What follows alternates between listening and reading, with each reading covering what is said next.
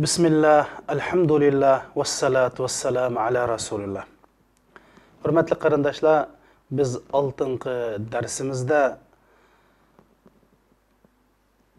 feriştelerinin duasıga müyesser kıldıgan bir neçe emellerini huzurunlağa sungan edik.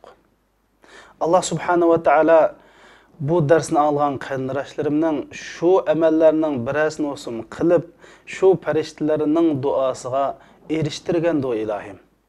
Emdi biz bugün bu dersimizde feriştelerinin lanetiga sebep bolduğan bir neçe emellerini sizlerge dep bermekçi. Bunundan maqsadımız Müslüman qarindaşlarımız bunu anlagandan keyin bu feriştelerinin laneti uçurtadigan bu amellerden nati yirak boluş. Çünkü ferişteler lanet kıldı degan gap, yani bu dünyada bu adam bir melun Allah'ın rahmetinden yirak bolgan halatda yaşaydı degan boldu.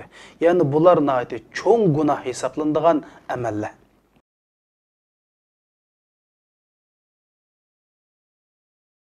Bizni feriştelerinin lanetiga muftala kıldıgan birinci amel bolsa, insan ölgen vaqtida kafir halatda ölüş. Burun qaltınız qandaq buluşdan qat'i nazar, ahirki tiniqiniz chiqqan vaqtida kafir halatda ölüp ketsiniz, mana feriştelerinin lanetiga uchraysiz. Bu vaqtda Allah subhanahu wa ta'ala shundaq deydi: Bismillahirrahmanirrahim. İnnellezîne keferu ve mâtu ve hum kuffar Ulaike aleyhim la'netullahi vel melaiketi ven nasi ecma'in. Hakikaten kafir bolganlar ve ölgen vaqtida kafir halat ölgenler bolsa, man ularga Allah subhanahu wa ta'ala'nın feriştelerinin bütün insanların laneti buludu deydi qarindaşlar. Yani bular bir laneti insanlar deydi. Allah subhanahu wa ta'ala Kur'an-ı Kerim'de şundaq deydi: "Ve la tamutunna illa ve entum muslimun." Sizlar ölgen çağda çuqum bir musulman haleti ölüңlar deydi. Yani ahirek tınıqınlar iman üstüde, musulmanlık üstüde ölüңlar dese, Allah subhanahu wa ta'ala bizni şunun üçün yaratgan tursa, biz onun aksiçe kafir haleti ölsek, Allah'ın feriştelerinin insaniyete laneti uçurayımız. Demek bu insanlar çokum dozıqi insanlar. Bu dünyada bəxtsiz insanlar degan boldu. Allah subhanahu wa ta'ala her bir mümin, musulmanni ahirki tiniqida La ilahe illallah Muhammedur Resulullah'ın üstüde ölgeli nasip kılsın.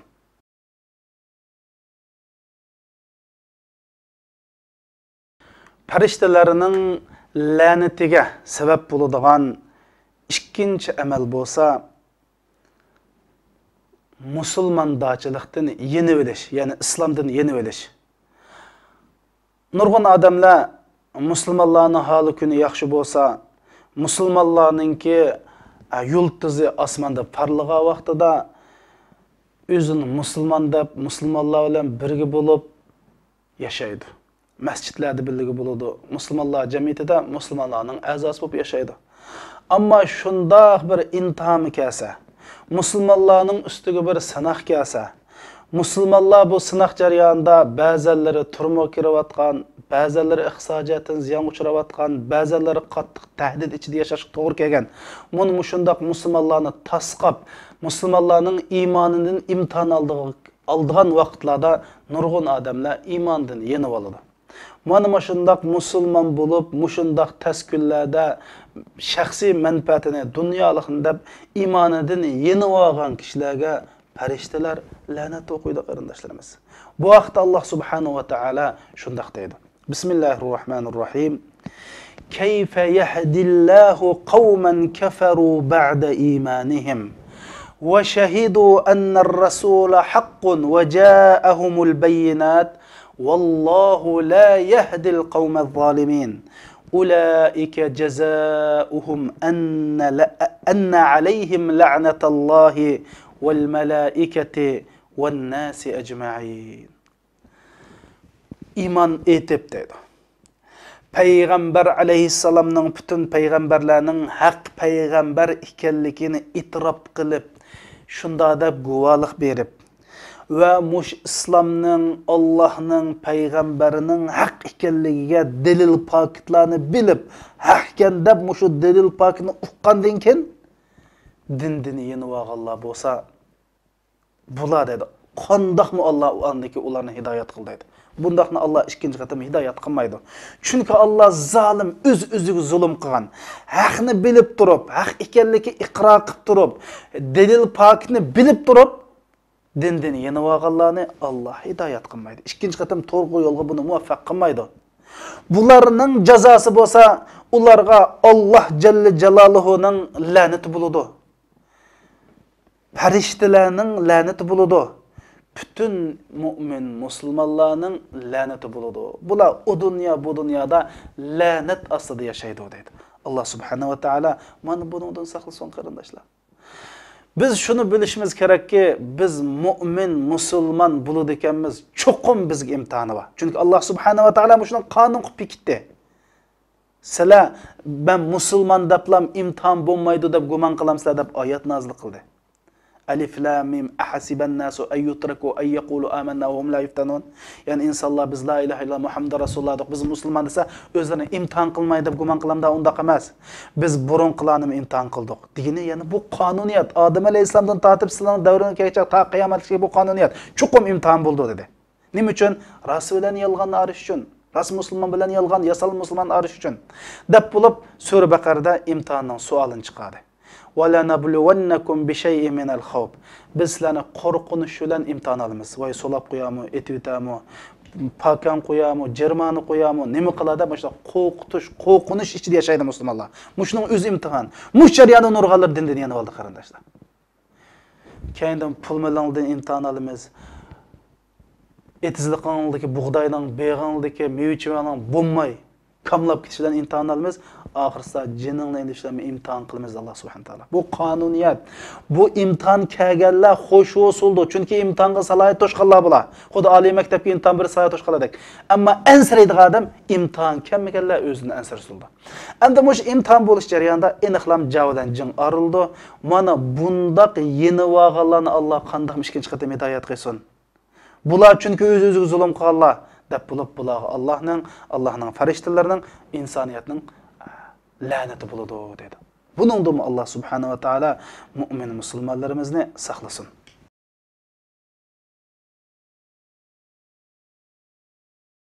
Farishtalarning lanetiga sabab bo'ladigan 3-chi ish bo'lsa, mush payg'ambar sallallohu alayhi va sallamning sahobalarni haqoratlash. Yani sahabe degan kim qarindoshlar? Rasulullahning davrida yashagan, Rasulullahga iman etgan, Rasulullahni ko'rgan va oxirgachilik mu'min o'lib ketgan kishilar sahobalar. Mana bu islom dunyosidagi tunji avlod, Qur'on maktabini bitirgan tunji o'quvchilar. Islomning dunyoda islom bo'lib turishiga jini bilan, qini bilan tunji bo'lib qurbon berganlar. Buni bularni haqoratlash bo'lsa bizni farishtalarning lantiga sabab bo'ldi. Bo'lib mu Shia firqaslar ularga nisbatan sahobalarni bir necha 5-6 sahabadan başka hamma sahabini bu Shialar haqoratlaydi, kafir bo'lgan deydi, Oysha onamizga tuhmat chaplaydi. 3 xalifega bular andaqchi, mandaqchi, bulanchi deb shunda haqoratlab, haqoratlashning o'zini din davogan bular. Shuning uchun Allah Subhanahu va Taala har bir mu'min, musulmon qarindoshlarimiz sahabe deb nom olgan hech qanday bir sahabaga til tekkizish bo'lmaydi. Ular qandalı bo'lmasin Allah Subhanahu va Taala radiyallahu anhum wa radu an deb oyat nozil qilgan. Allah ulardan rozi bo'ldi degan. Ulamı Allah'tan patiyaqanda rozi bo'ladi. Yani cennet ulam Allah rozi bo'ldi deb Allah rozi bo'lgan. Rasulullah bütün sahabelerden rozilik bilan o'lib ketdi. Bizning vazifamiz qarindoshlar, ularga til qaylansa, ularga duo qilish. Til tekkizishga, ular haqida qalaymiqan gap qilish bo'lmaydi. Ba'zi din dushmanlari ular haqida ba'zi tuhmatlarni qilib kitob yozib, har xil tuhmatlarni qildi. Biz uning quloq solmay, sahabasi radhiyallohu anhum Alloh ulardan rozi bo'lsin deb duo qilishimiz kerak. Rasul akram sallallohu alayhi va sallam bu haqda shunday deydi. Man sabba ashabi fa alayhi la'natulloh wal malaika wan nas ajma'in. kimki mening sahobilarimni haqorat qiladi ekan, ularga Allohning la'nati, farishtalarning la'nati, insonlarning la'nati bo'lsin degan.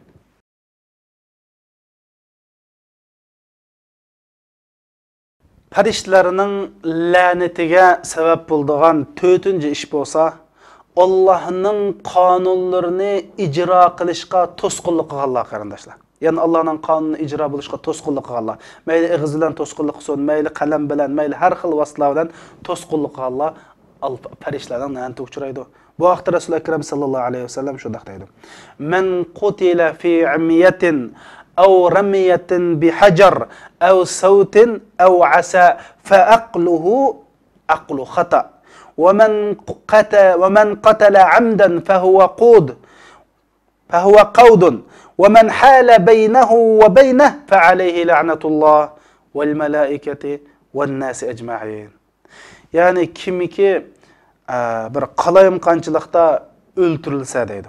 Ya ki bir taş etiş bilen, ya ki qamçı bilen, ya ki hası bilen, ya ki kimning öldürgenligi aniq olmay köpçük tarafından boşuna öldürülüp qalsa, bununki tölümü xata adam öldürüp qo'yganning tölüm buldu.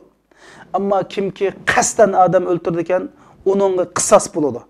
Endi mushlarning ijro bo'lishiga, to'sqinlik qilganlarga Allohning la'nati bo'lsin. Malaikalarning la'nati bo'lsin, bütün insonlarning la'nati bo'lsin deydi.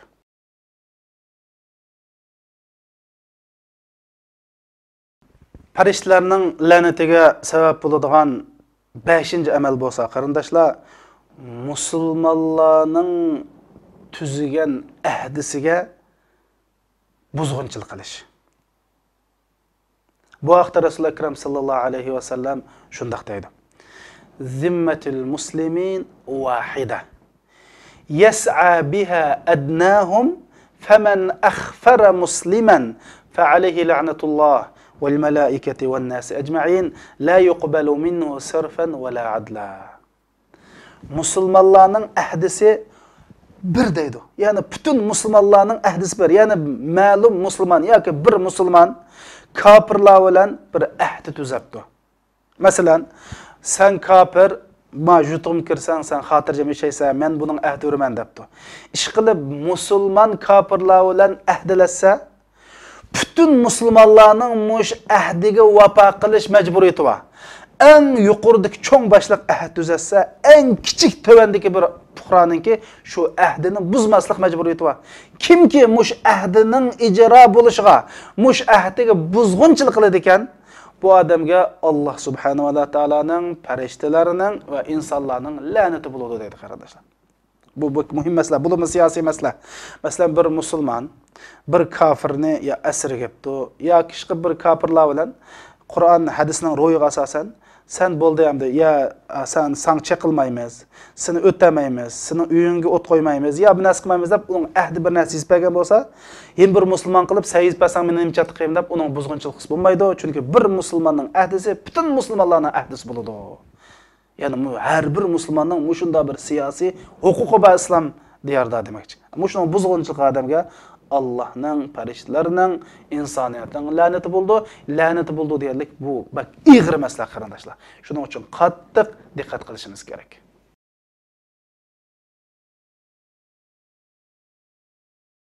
Musulmon Qur'on tanlash. Bunga diqqat qilaylik qarindoshlar. Bir musulmonga Qur'on tanlash, mayli pichoq bo'lsin, mayli kaltak bo'lsin, har qanday musulmonga ziyon keltiradigan tig', har qanday Qur'onni musulmonga tanlasak, shu paytning o'zida bizga farishtalarning la'nati bo'ladi. Bu vaqtda Rasul akram sallallohu alayhi vasallam shunda deydi: "Man ashara ila akhihi bi hadidin fa innal malaikata tal'anu hatta wa in kana akhahu li abihi wa ummi." Kimiki deydi? O'zining qarindishiga bir tumur bilan shundoq ishorat qildi ekan, yani tumurni tanglaydi ekan, tumurning sunuqini tanglaydi ekan, malaikalar buningga la'nat qildi deydi qarindoshlar. Shuning uchun musulmonlarga tahdid qilish, musulmonlarni qo'rqitish, musulmonlarga Qur'onda otqanlik emas shumi bu? Ya tiqqanlik emas, ya o'g'anlik emas.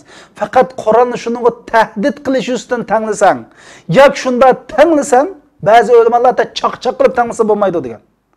Muşunda tanlasan şu paytning o'zida sen malaikalarning la'natiga uchraysan. La'nat degan gap yana o farishtalar unga beddua qildi qarindoshlar. Qog'aydi. Ey Alloh buni dozg'i qil, buni ishlarini yurishtirma, buni qor yuz qilib atda farishtalar bizni qog'aydi qarishdilar. Farishtalardan qog'asa, farishtalardan qog'ish ijobat Allohning dargohida. Shuning uchun mushunga qat'iy diqqat qilishimiz kerak. Bir musulmon, hadis sharifda Rasul akram sallallohu alayhi vasallam musulmon bilan urushib qolsang deydi. Urushma, agar urushib qolsang, hergiz qatil olma, ölsang öl, lekin sen qatil olma degan hadislar var qarindoshlar.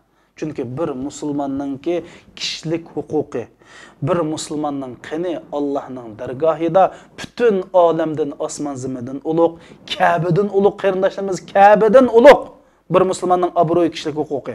Shuning uchun musulmonning obro'yini, izzatini dafsanda qilish, tahdid kuchaytirish islom dinimizda eng cho'ng gunohlardan biri. Shu sababdan bu insonlarga farishtalar qanday qiladi? La'nat qiladi.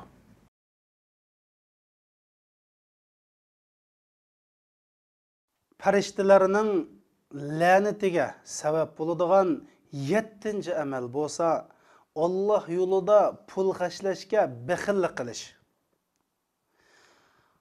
Rasul akram sallallohu alayhi va sallam Imom Buxoriy va Imom Muslim rahmatullohi alayhi naql qilgan hadis sharifda shunday deydi: "Ma min yawmin yusbihu al-ibadu fihi illa malakan yanzilan wa yaqulu ahaduhuma Allahumma a'ti munfiqan khalafa wal akhar yaqul Allahumma a'ti mumsikan talafa." Her qandaq bir insan aş etiginsi orundan turduğuken, yani her günüsi işki farishta va bu işki farishta şu insanga qashig'i keladi deydi, osmondan tushadi deydi. Bu işki farishtaning bir lam vazifasi var qarindoshlar. Birsi Allah yo'lida pul xashlaganga, ey Rabbim mushuning xashlagan pulining o'rnini to'ldirib deb bütün bir kun shu insonga duo qiladi. Ammo yana bir farishtaning vazifasi bo'lsa, mush Allah yo'lida pul xashlaydi desa pitili qildigan, o'zi yeb, o'zi kiyib, o'zigil qildigan pitti, piqsiq Allah yo'lida pul xashlamaydigan insonlarga nima deydi desa, ey Allah mush bixilning mal dunyosini vayron qilib atgan, halok qilib atgan deydi qarindoshlar. Deb mush farishta duo qildi, la'nat qildi degan bo'ldi. Yani o'ylab baqili. Yani Allah bergan puldan Allah rizoligi uchun xashlamaydi ekanmiz. Cho'qim bu pul mush dunyoda halok bo'ladi. Zolimlar tarafidan elib oladi. O'ylamagan kasallar, o'ylamagan balo qazolar bilan bu pulimiz halok bo'ladi. Mana biz bu hadisni İmam Buxoriy, İmam Muslim naql qildi. 100% sahih hadis qarindoshlar. Rasulullohning degan gapi mush shu. Biz la ilaha illalloh Muhammadur Rasululloh, Muhammad alayhisalom Allohning payg'ambari, payg'ambarning degan gaplari vahiy degan ishindi ekanmiz. Biz chuqum topgan pulimizdan ma'lum bir qismini Alloh rizoligi uchun xashlashimiz kerak. Xayri saxovat qilish bizning bir madaniyatimiz, kundalik turmushimizning kategoriyasi ichida bo'lish kerak. Biz uyimizda bir sanduq bo'lish kerak qarindoshlar. Men o'tgandimmi bir dona zaytun degan dars so'zladim. Uyimizda bir sanduq bo'lib, shu sanduqqa bo'z kunda, bo'z bir hafta bir qatam bir koy, ikki koy pulni tashlab bolalarimizga ma pul Alloh rizoligi uchun ishlatildi. Masjid silish uchun, maktab uchun, Alloh yo'lida jihad qilganlar uchun, kambag'allar uchun, yetim yesirlar uchun xashlanadigan pul deb uyimizda bir sanduq bo'lsin degan darsni so'zladim qarindoshlar. Demak, o'ylab baqili, yo biz kunligi farishtalarning la'natiga uchraymiz, yo kunda shu farishtaning birisining duosiga uchraymiz. Qaysi uchrash erkinligi bizda? Payg'ambar alayhisalom bizga dedi, "Men sizlarga yetkizdim." Alloh subhanahu va taolo har birimizni shu farishtaning qog'ishiga uchrash emas, ey Alloh shu xajlagan pulning badalini to'ldirib degan duoga musharraf bo'lgan saxovatchi, Alloh rizoligi uchun pul xashlay oladigan saxiy musulmonlardan qilsin.